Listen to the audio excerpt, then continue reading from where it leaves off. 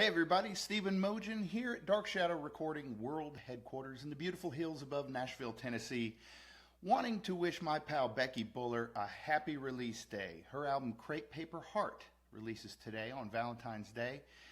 And of course, happy new album release, but it goes a little farther than that. Becky's one of my oldest pals in Nashville. I don't mean oldest, I mean longest pals in Nashville. And our story started way back in about 1997. I actually have a photo from the day we met. Can you see that? All right. The skinny guy in the shorts, that's me playing mandolin. And the red-headed gal over there on the fiddle, that's Becky. And that was, looks like, actually 1998. And I went down to East Tennessee State University to check out the program and see if maybe I might want to do my master's degree there. And Jack Tottle was kind enough to put together a jam session for me, and it was that day that I met and got to play with Becky Buller. She was there. And that's wonderful. That's wonderful. That was a cool moment, and actually, as I look back on it, kind of a defining moment. That was the start of my adventure to Nashville. Becky arranged for my first audition, and I played with her in the first band I played in Nashville. And, it got me to move down here, and that's something I will be forever grateful for. And she's been a dear pal ever since. Anybody that knows her knows what a strong work ethic she has, and it's something that I really talk about a lot in my band coaching and my teaching, here, there, and everywhere as I'm working with folks.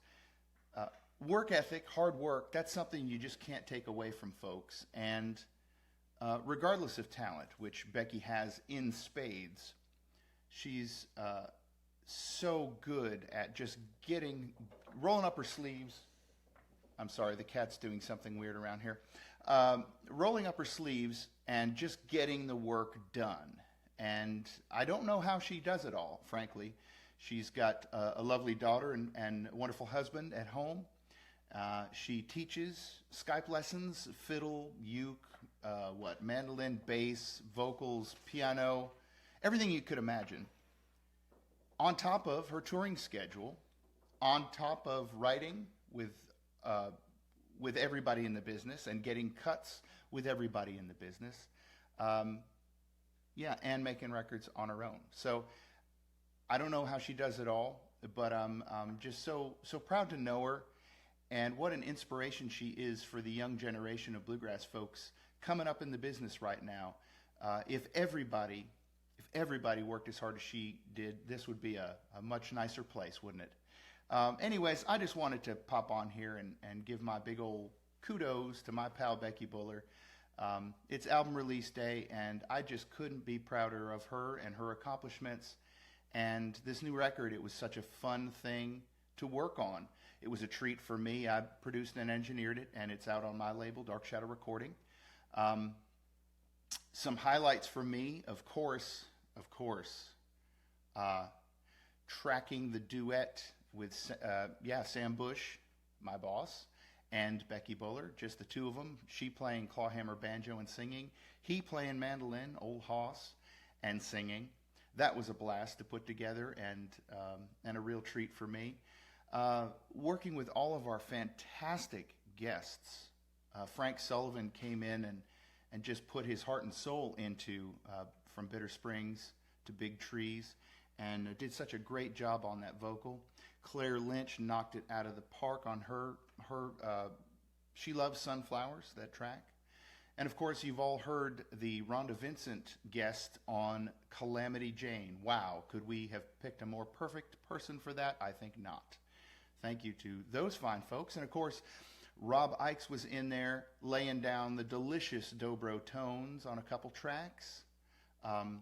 And we had Erin Youngberg guesting from FY5 out in Colorado. She was kind enough to lend her vocal talents to the song Maybe, which was a real treat to hear. That's a voice you're going to be hearing a lot more about in the coming years, for sure. And then, of course, kind of the big crowning moment for us was the Fairfield Four. That was a real dream of Becky's. And I come from a choral background. My degree's in vocal music education. I love vocal music. I love a cappella music. And I've been a fan of the Fairfield Four for as long as I can remember.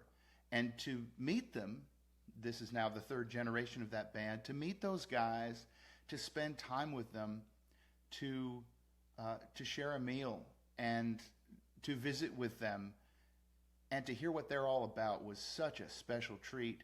And those guys, wow, the sound that they make as they come together is just unbelievable.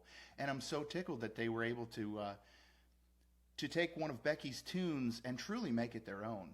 It was a real treat for all of us involved, and you can hear some of that, of course, on the album. It's called Written in the Back of the Book, but the enthusiasm in the studio that day was just, it was something that I will always remember, and such a treat to work with those guys. Again, they're just such great people, and real down to earth.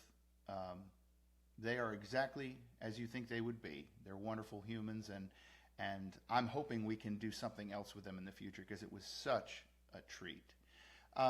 Anyways, all of that to say, it's release day, and of course we're hard at work promoting the new album, encouraging folks to go out and download it or purchase physical copies wherever fine music is sold. You can get those at, of course, BeckyBuller.com, DarkShadowRecording.com, iTunes, Amazon, Google, all of those fine places. But mostly I just wanted to pop on here and give my pal a big old high five. She's been working really hard the last, 20 years.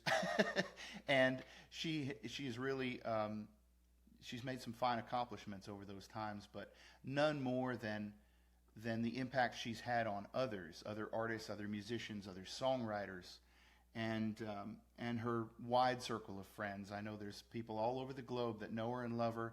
And hey, it's Valentine's Day. If you get a second, drop by Becky's Facebook page, Instagram, Twitter, whatever, and drop her a line saying howdy and how much she means to you. I think that'd be a nice Valentine's treat for her. But anyways, all that rambling to say, way to go, Becky. We've come a long way from here. I'll post a picture in the comments below so you can get a real good look at how ridiculous she and I both look in this. But yeah, funny that this all started years ago at East Tennessee State University, and here we are both in Nashville and still playing bluegrass, the music we know and love. And I've rambled enough. It's all for me now. Thanks, folks. You have a wonderful day, and yeah, go check Becky out. Say hi, and if you feel the urge, grab a copy of Crepe Paper Heart.